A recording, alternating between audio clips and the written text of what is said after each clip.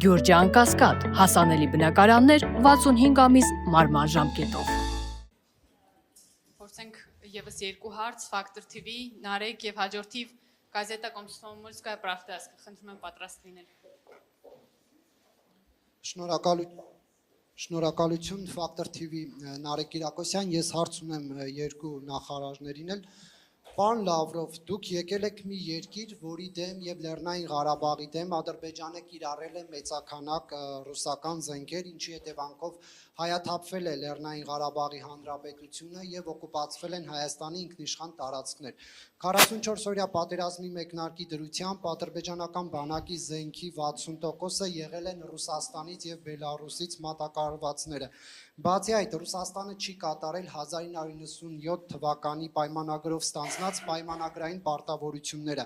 Ռուսաստանը զենք չի մատակարարել Հայաստանին, չնայած դրա դիմաց Հայաստանը վճարել է։ Չեք կարծում, որ այս պայմաններում բնական է, որ Հայաստանը պետք է փորձի մերձենալ Միացյալ Նահանգների հետ, Ֆրանսիայի հետ եւ ԵՄ այլ երկրների հետ ու անդամակցության գործընթաց սկսի։ Չնայած դուք ձեր ասուլիսի ժամանակ, եթե չեմ սխալվում, հունվարի 14-ին հայտարարել եք, որ ԵՄ-ին միանալու գործընթացը Հայաստանի ինքնիշխան որոշումն է, բայց ռուս բարձրաստիճան պաշտոնյաներ, ինչպես նաև ռուսական պետական լրատվամիջոցներ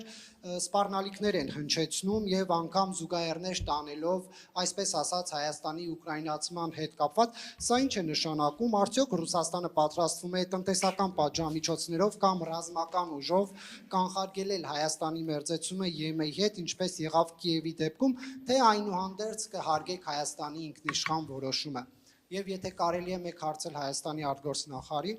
պարոն Միրզոյան, Հայաստանի քաղաքացիները, այդ թվում նաև նրանք, ովքեր այս պահին արտգործնախարարության դիմաց բողոքի ակցիա են իրականացնում, չեն հասկանում, թե ինչու եւ ինչպես է Հայաստանի վարչապետը մայիսի 9-ին մասնակցում Մոսկվայում տեղի ունենալիք շքերթին, ինչու եք դուք պարոն Լավրովին այսպես ջերմ հյուրընկալում եւ սա այն պայմաններում, երբ Հայաստանի դժվարին եւ ճգնաժամային պայմաններում Ռուսաստանը չի դրսեւորել որպես Հայաստանի դաշնակից եւ չի կատարել անվտանգային պարտավորությունները, ավելին հաճախ ռուս բարձրաստիճան պաշտոնյաներ նշել են, որ Բաքվի ռազմական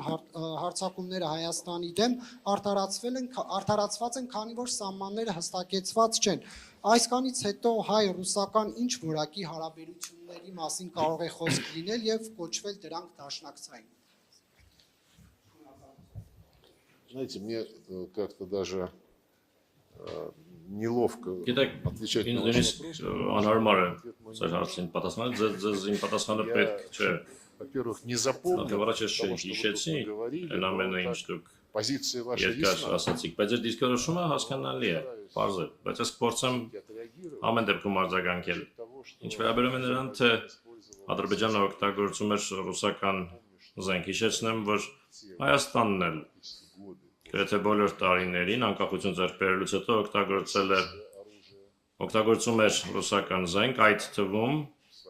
նաև ժամանակին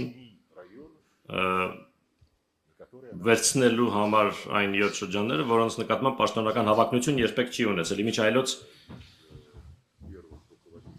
Հայաստանի առաջին ղեկավարներից ոչ մեկը երբեք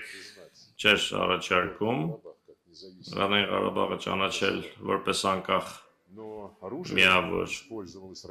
բայց օգտագործվում էր ռուսաստանյան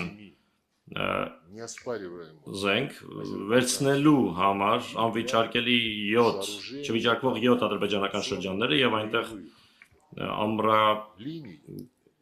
շինական եւ ռազմական գծեր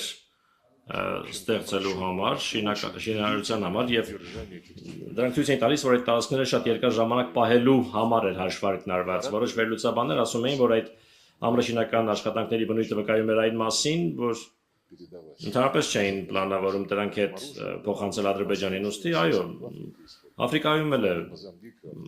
Մոզամբիկում էլ է օգտագործվում ռուսական զենք, Կալաշնիկովի ավտոմատ, շատ երկրներում կա մեր զենքը եւ դա չի նշանակում, թե այդ զենքը ամենուր օգտագործվում է այն նպատակներով, որոնք օրինակ համահունչ կլինեին բոլորին ձեռնտու սկզբունքներին։ Ձեր նշատակած դրվագները վճարում մատակարարումների հետ կապված եւ չկայացած մատակարարումների հետ կապված։ Մենք այդ դրվագն այսօր քննարկել ենք, մենք կարգավորել ենք այդ հարցը, այդ վճարումները հաշվանցվել են այլ նպատակների, այստեղ հակասություն չկա, նոր մատակարարումների առումով մենք այո հիմա ունենք իրավիճակ, որում մենք ստիպված ենք неоднократно в истории ինչպես պատմության մեջ բազմիցս կռվել ամբողջ Եվրոպայի դեմ, որը հերթական անգամ նացիստական կարգախոսների ներքո Զելենսկու ռեժիմն առաջ մղելով կռվում է մեր դեմ։ Գործնականում բոլոր եվրոպական երկրները եւ զենք, ինչպես հասկանում եք այս իրավիճակում, որը հասնում է Ուկրաինա շատ է, ժամանակակից զենք է եւ այդ զենքը մեր պատասխանն է պահանջում եւ մեր հայ բարեկամները համոզված են մեզ հասկանում են, որ նման իրավիճակներում մենք չենք կարող մեր բոլոր պարտավորությունները ժամկետում կատարել, բայց անգամ այդ իրավիճակում բոլոր հայ գործընկերների հետ պայմանագրերով նախատեսված համակարգերը փոխանցվում են եւ մենք այդ պրակտիկան կշարունակենք։ Ինչ վերաբերում է այլ երկրներում զենքի գնումներին, որևէ խնդիր չկա։ Դա մեր հայ բարեկամների ընտրությունն է, եթե իրենք ցանկանում են ունենալ ֆրանսիական բազա լրացուցիչ մատակարարումների համար, խնդրեմ, եթե որևէ այլ երկրի, խնդրեմ, մենք որևէ բան չենք պարտադրելու, բայց իհարկե, երբ դաշնակիցը հիմնվում է Ֆրանսիայի նման երկրից ռազմական մատակարարումների վրա, որը գլխավորում է, այդ երկիրը գլխավորում է ճշնամական ճամբարը եւ անձամբ նախագահ Մակրոնը եւ իր բոլոր նախարարները պարզապես ատելություն են շնչում Ռուսաստանի նկատմամբ եւ համարում են, որ